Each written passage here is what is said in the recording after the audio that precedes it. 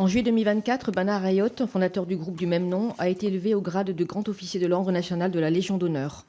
En février 2025, une enquête de la Haute Autorité pour la transparence de la vie publique portant sur les activités de lobbying non déclarées auprès de ministres et de parlementaires est ouverte contre votre groupe, enquête que vous avez qualifiée d'injustifiée.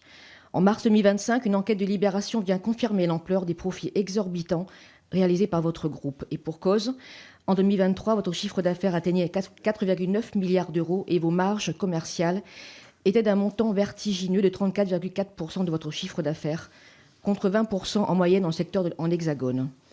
En parallèle, le coût de la vie dans les territoires ultramarins est en moyenne de 19 à 38% plus élevé qu'en France hexagonale. Les produits alimentaires coûtent plus de 40% en Guadeloupe, Martinique, Guyane, La Réunion et 30% à Mayotte par rapport à l'Hexagone. Et ce, alors que la grande pauvreté est 5 à 15 fois plus élevée dans les Outre-mer que dans l'Hexagone. Pour reprendre une de vos déclarations dans la presse, votre groupe est le premier acteur contre la vie chère.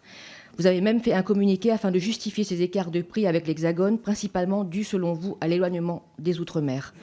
Pourtant, les frais que peuvent engendrer cette distance sont loin de justifier un tel différentiel de prix. 36% de vos ventes se font à La Réunion, 16% en Martinique, 15% en Guadeloupe. Vous détenez également plus de 50% des parts de marché sur la vente de voitures aux particuliers, et ce n'est qu'un exemple parmi tant d'autres. Si vous n'êtes pas le premier acteur contre la vie chère dans les Outre-mer, au regard des marges que vous y réalisez, votre groupe apparaît comme l'un des premiers acteurs de la fabrique de la vie chère dans nos territoires ultramarins.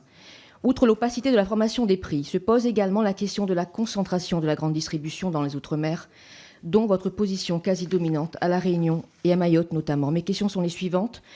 Si vous êtes le premier acteur contre la vie chère, comme vous le déclarez, monsieur le directeur général, qu'attendez-vous pour réduire vos marges?